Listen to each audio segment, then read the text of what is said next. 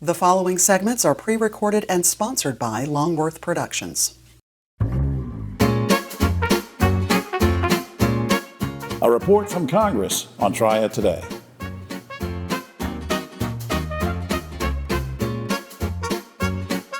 Hello everyone, I'm Jim Longworth and welcome to a special voter education edition of Triad Today. Over the next half hour, we're going to be speaking with the United States Senator Ted Budd, as well as Congressman Pat Harrigan and Congressman Addison McDowell, and they'll give us an update on what's going on in Washington.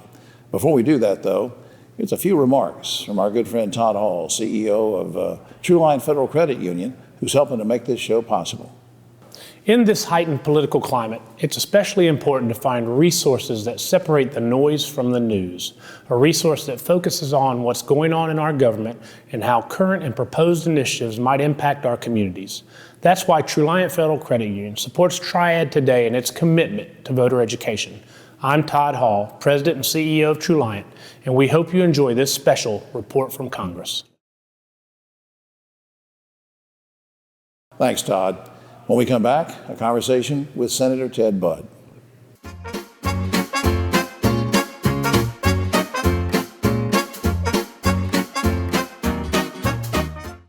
Banking is like going for a swim.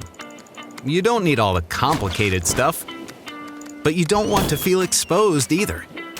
At Truliant, we give you just what you need, so you can manage your money on the go or stop by a branch whenever you need to. It's all about having options, while also keeping life simple, with low rates, free financial advice, and friendly faces. So check out Truliant. We have just what you need.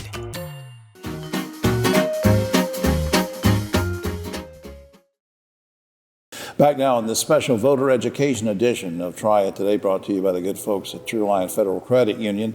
Speaking of good folks, I'm sitting next to one right now. He's been a frequent visitor to the show, first as a congressman, now as a United States Senator. We're talking about the Honorable Ted Budd, a United States Senator. Good to see you again, sir. Good to be with you. And the family's doing well. Family is. Let's talk about something serious, and that's the problem in western North Carolina, the effects of Hurricane Helene. You know, folks in this area sometimes read things in the news and think, well, I guess everything's fine now. Yeah. A lot of recovery still going on, and you've been very active and supportive up in that area. So help me understand what's been going on and what you're doing. Our office started before the storm actually hit. We were in touch with Duke Energy. We were in touch with the National Guard and lots of others because we knew it was going to be a bad one. But we didn't realize this. Remember, there was 10 inches of rain that had already just come before the hurricane got there. And this was a geological event. Just like we've never seen in North Carolina. If you've been in this state long enough and you remember hurricane in 1989, I think it was Hugo, and then you remember Floyd in the Northeast, that was only Category 1 but dumped a ton of rain. If you combine those together, that's what we had out west. Yeah, because that far up in western North Carolina, the one thing you don't expect is a flood disaster. No, what's the old saying, you know, rent at the beach and live in the mountains? It was the exact opposite this time. And it just was devastating people up there. Yeah, we've been out there, we were out there, you know, day zero, as soon as the winds calmed down, and just to offer support and see what was needed and really clear bureaucratic roadblocks so that these groups could do what they needed to do. So they're still counting on you guys in Washington to help out. 100%. And we started our 100 county tour again. This is the third one that we've done, and we started it out west. So last year, before the elections, we just kept going out there and kept going out there just to see what progress has been made and what still needs to be done. And we said from the very beginning, when we saw the devastation and we talked to individuals, small business owners, this isn't something that's going to take days or weeks. This is something that's going to take months and years to recover. Absolutely. Let's shift gears a little bit, and I want to ask you what you think is the greatest security threat to our nation. And are you going to say China? Are you going to say Russia? Are you going to say AI? What do you think the greatest security threat is? I'll probably just say yes, because they're all threats that we all have to keep our eye on. And some of them are opportunities. If you look at artificial intelligence, I look at that not just as a threat, but as an opportunity as well. That's one of the things that our office focuses on, is to make sure that we use artificial intelligence for the benefit of the American worker. It needs to be a servant to us and not a master of us. And we need to make sure that we see it, we're ahead of the curve, and we have the right policies, but not too much, because we want it to flourish here. And we want it to flourish here rather than an authoritarian state like Russia or China, which those are state concerns as adversaries. And I just got back from Taiwan. I see their threat, what that does for global trade, what that does for the price of goods in the regular hardworking Americans' households. And so we have to make sure that we do support our allies, but that they stand on their own defenses as well. Let's talk about immigration for a second. Over the last couple of years of the Biden administration, as you know, 20-some million illegal immigrants flooded over the border. Yeah. It just, I mean, I don't want to get political about this one way or the other. I don't mean to criticize President Biden or former president, but it was just horrible. I mean, we never should have let all those people in. All right, that's gone now. I mean, it was done. Well, the problems still remain. But the problem Right. remains. So my question is, what are you doing in Congress and in the Senate with the White House to try to abate this situation? Well, let me say, when I've talked to Border Patrol agents, they actually on the border, and I go down there and said, tell me what you need. Do we need a wall? They said, yeah, we need a wall, but what we really need is policy. There's been no more wall really built in the last 100 days of President Trump. But what he has done is actually enforce the law, which has lowered the amount of illegal entries by 94%. And that's just by enforcing the laws that are already on the books. Right. And if Biden had done that, we wouldn't have the problem that we have now. It seemed like a no-brainer. It really was. It was political. And if you just take the politics out of it and you give the Customs and Border Patrol agents what they need, you wouldn't have this problem. All right. Now, a lot of Americans are very concerned about the price of food and medicine. And I'm not telling you anything that you don't already knew, but let me tie that into tariffs, because we hear about these tariff wars going on. One way or the other, we're going to end up paying more for things depending on what kind of tariffs are there.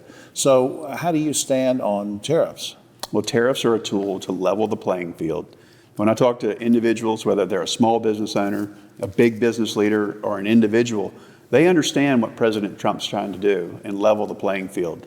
You know, it's a lot coming at us pretty fast in these first 100 days. But they understand what he's trying to do.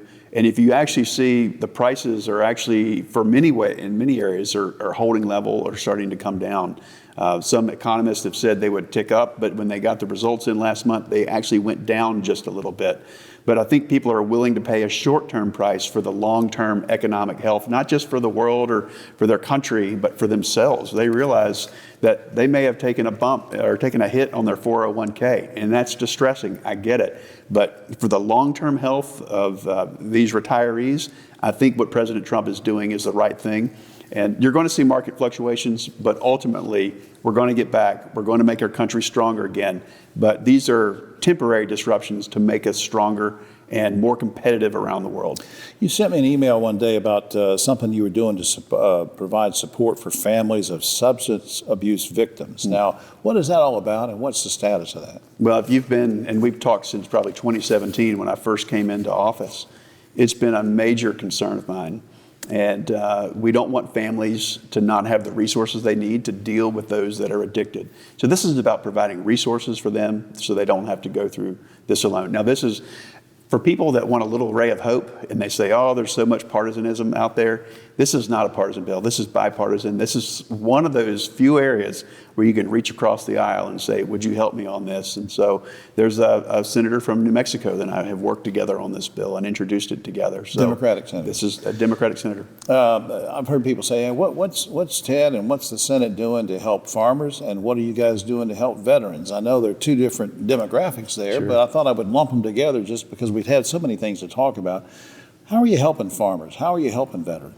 Well, let's start with farmers. The main concerns there is fair labor practices so they don't get priced out of the market. Remember, they're not just competing from one farmer to another or a state to a state. They're competing against Mexico and other countries that are importing their goods. So we want fair practices when it comes to trade, and we don't want them to be burdened by too much regulation and unfair labor practices that make them uncompetitive. So with those, when we level the playing field there, our farmers can compete. Remember, it's over a $100 billion industry right here in North Carolina. So it's our there's no high rises for agriculture here in North Carolina, but it is our #1 industry. And then veterans, what are you doing to support and help veterans? Well, again, I think we have more veterans here in North Carolina than most every state out there, and so many active duty. We have 8 active military bases, and so a lot of them, when they retire, they say they may not be from North Carolina, but they say this is where they want to stay. Right. We get a lot of bad policy out of their way. They call our offices. One of the things we love doing is helping veterans if they've got a problem finding their DD-214 or with their retirement or with their benefits. We help clarify that. And then we try to get in front of it so they don't have to call our office. We want better policies. Former congressman that I served with is now the VA secretary, and he's doing a great job really getting it back to the Veterans Accountability Act that Trump passed in his first term, that Biden ignored, and we saw a deterioration in services. And so we're seeing those services come back. So ultimately, the VA has to remember who its customer is, and that's the veteran. Let me ask you about Social Security, and I can do that since I'm old enough to be your father.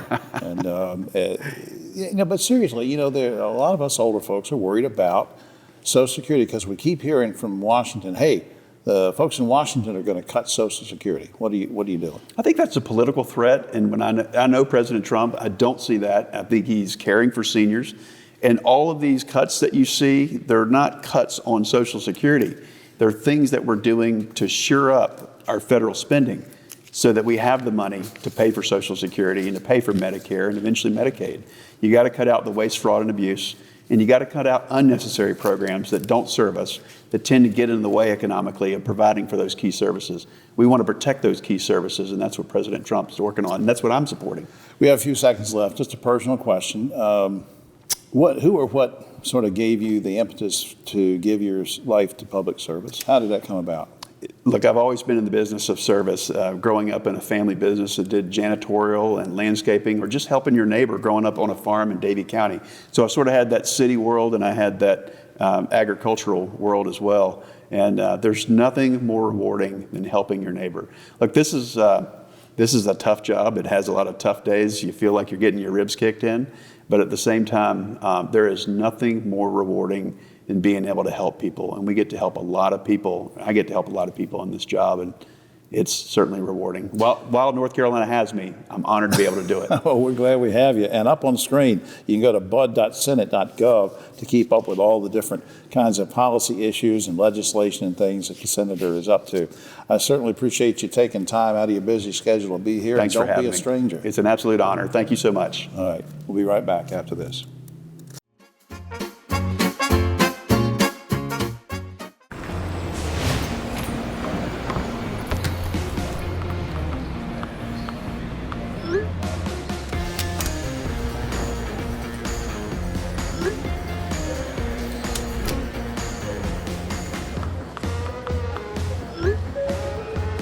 Now boarding zone 3.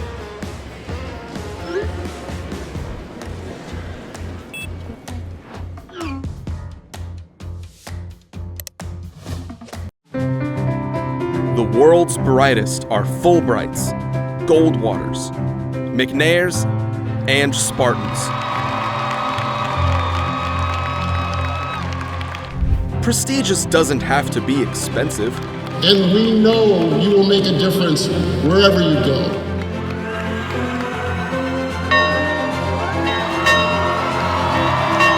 UNCG. Find your way here.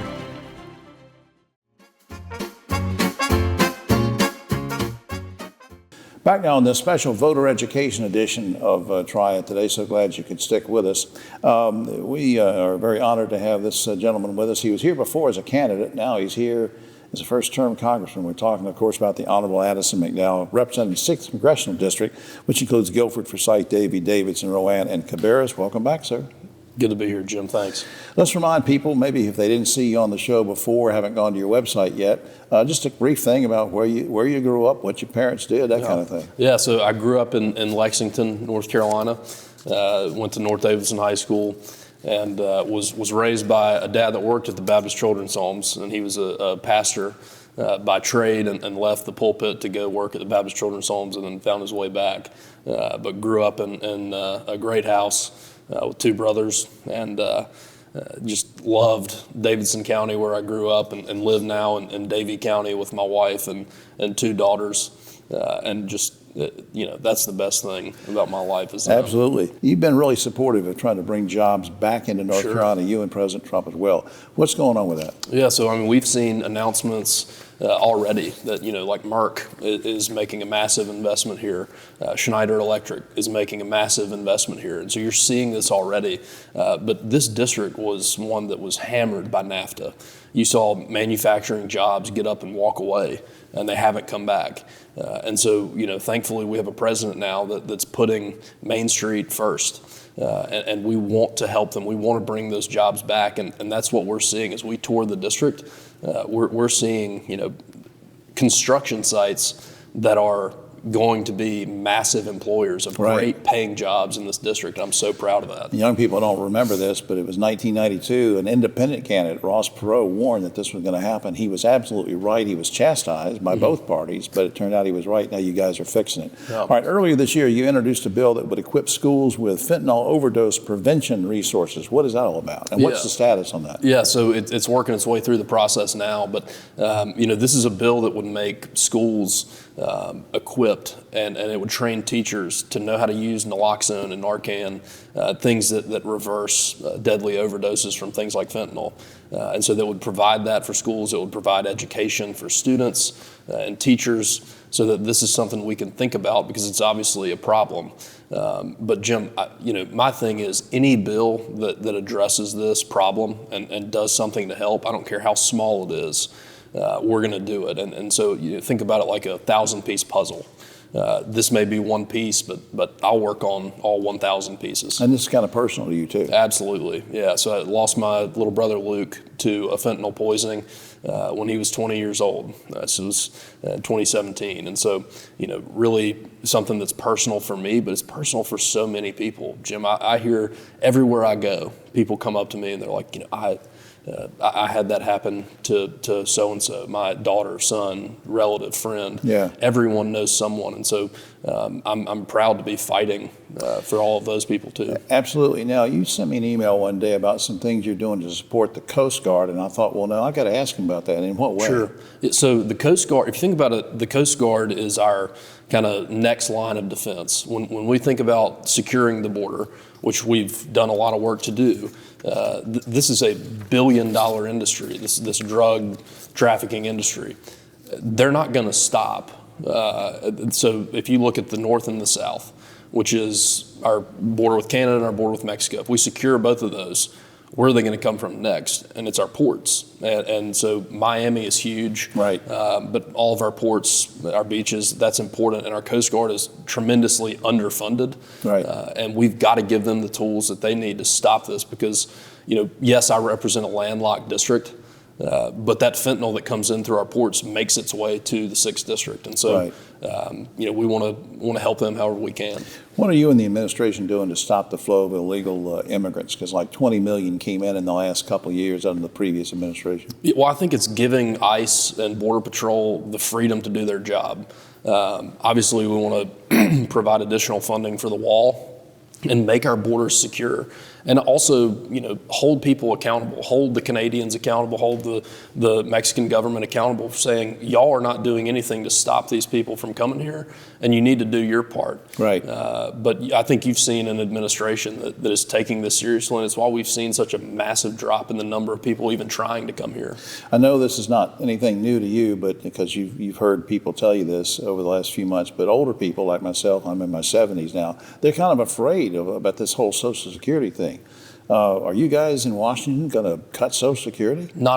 And that is a lie that's being told to people to scare them, but it's simply not true. The bill that we're talking about, this one big beautiful bill that President Trump and the leadership are talking about, it's a bill that we legally cannot touch Social Security with. It's the reconciliation process, and we legally cannot touch it. So, one, we don't want to. Two, we can't. And so anyone that's saying that we want to go take away your Social Security is lying to you. Yeah. Just on a personal note, we'll let you go because I know you're busy. Speaking of the older generation, think back about your parents or grandparents, whatever. What have you learned from older folks in your life that has put you in good stead as a congressman? Well, I think my grandma, she worked, she had a life that was, very tough. She's a tough woman. I think she could probably still beat me at arm wrestling because she worked in the outdoor lawn and garden section of Walmart for about my whole life. Right. She's in her 90s now, but that's the toughest woman I know. She's the hardest working woman I know. And her, I never met her husband, my grandfather, who fought in World War II, but I've heard stories about him. that toughness and that hard work. She had a good work ethic. Absolutely. She's one of two people that I will leave a meeting with anyone to take her call. When she calls me in D.C. Your grandmother and me. Now, if I call up, he drops everything. That's right.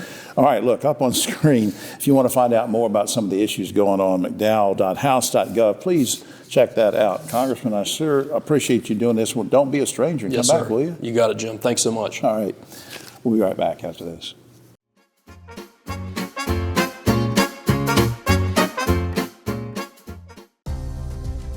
North Carolina's economy is growing, bringing new businesses and opportunities.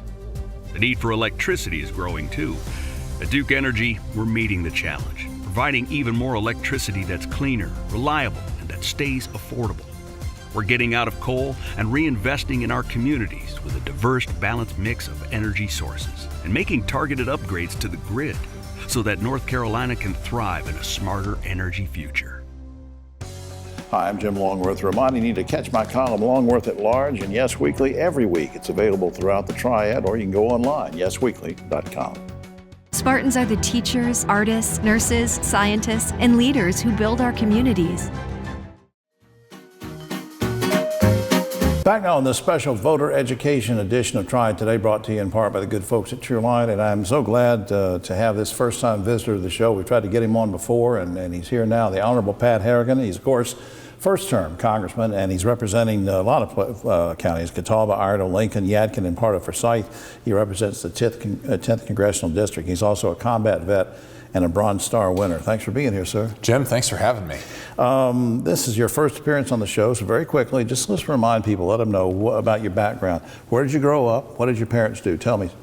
So I grew up splitting time between San Diego and a really small town in western Wyoming, kind of had the best of both worlds there. And my mom was a career school teacher, and my dad was an attorney. All right.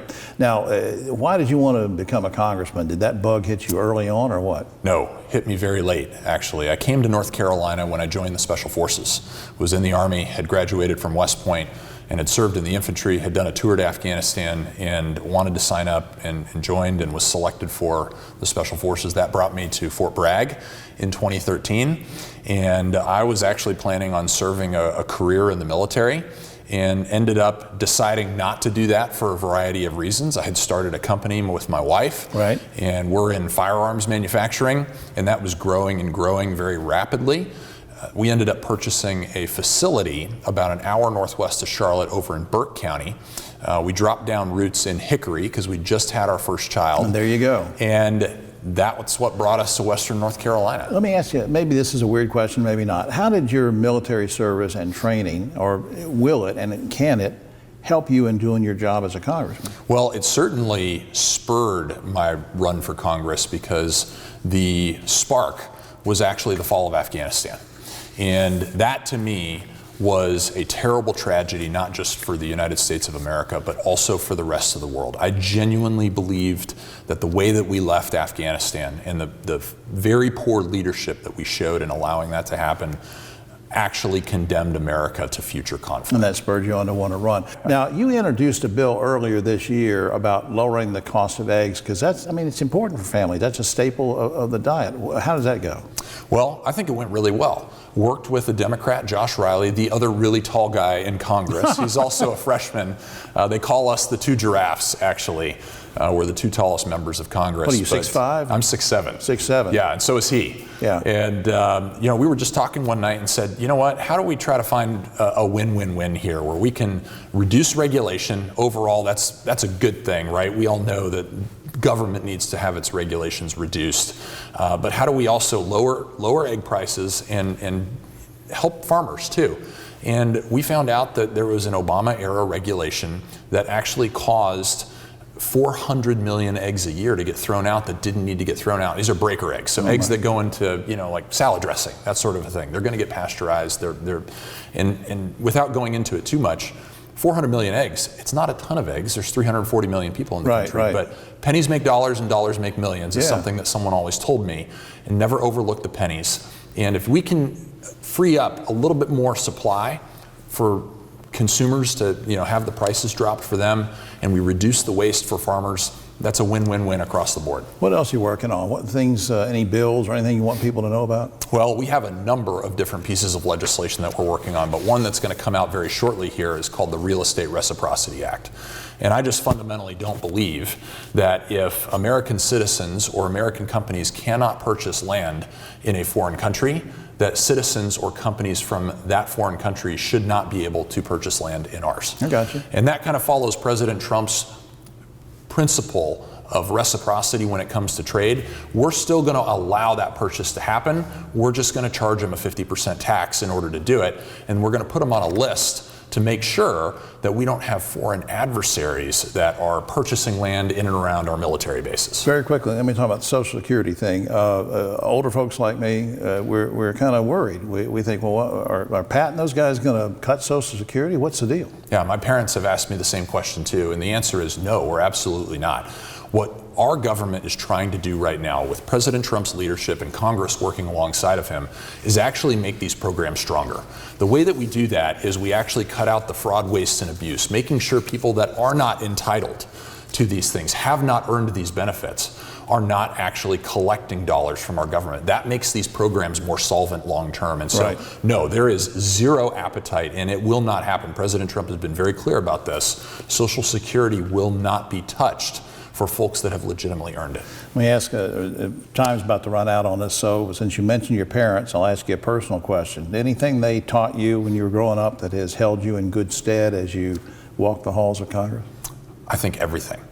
Who I am is based off of who my parents were and how they shaped my character. My parents were also older. My dad was 50 when he had me, and my mom was in her mid-40s.